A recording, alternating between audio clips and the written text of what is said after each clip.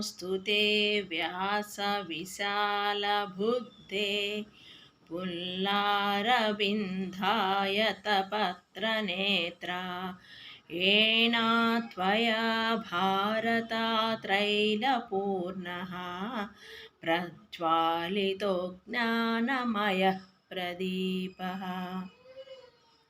భగవద్గీత ధ్యాన శ్లోకం అయిపోయింది.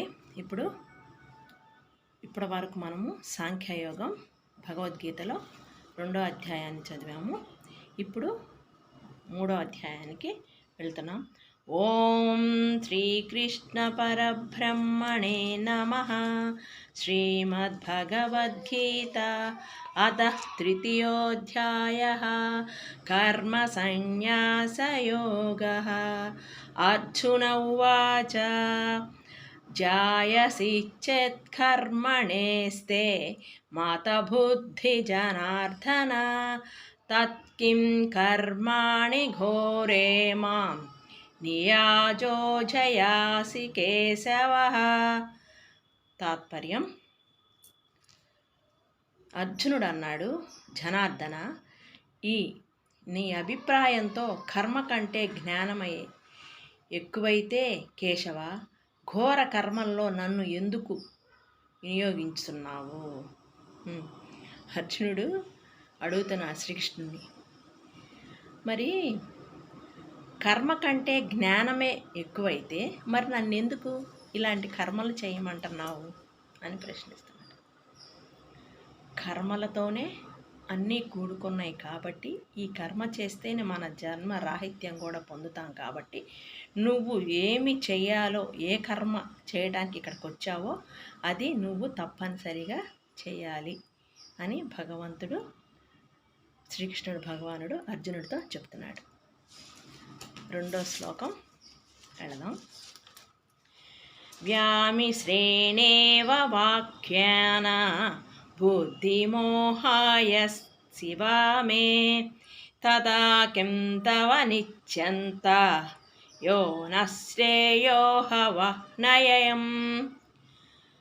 కలగాపలగంలాగా ఉంటున్న ఈ మాటలతో నా బుద్ధికి భ్రాంతి కలిగిస్తున్నావు. దేనివల్ల నాకు శ్రేయస్సు కలుగుతుందో ఒక్కదానితో ఒకటి నిశ్చయంగా చెప్పు.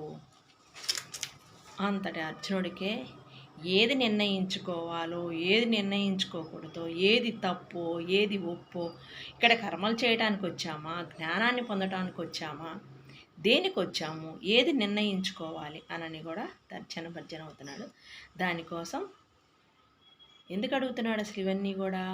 నువ్వు దేనికి వచ్చావు? ఇక్కడ రాజ్యాన్ని పొందడానికి వచ్చావు. ఈ యుద్ధంలో తాత, మనవడు, అందరూ బాంధవులు, బాంధవ్యాలని మర్చిపోయి యుద్ధం చేయాలని చెప్తున్నాడు కదా శ్రీకృష్ణుడు అర్జునుడికి. ఇవన్నీ నన్ను ఎందుకు చేయమంటున్నావు?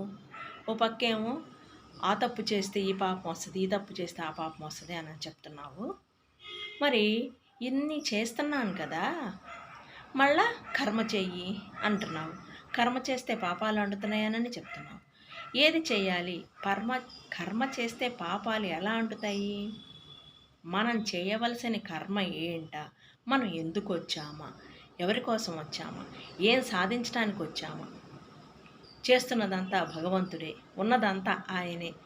మనం ఆయనలో నుంచి వచ్చిన అంశే. మళ్ళా తిరిగి అక్కడికే చేరతాం. ఇవన్నీ అర్థవంతంగా తెలుసుకొని చెయ్యి అనని భగవంతుడు చెప్తున్నాడు. జై గురుదేవ, జై గురుదేవ, జై గురుదేవ.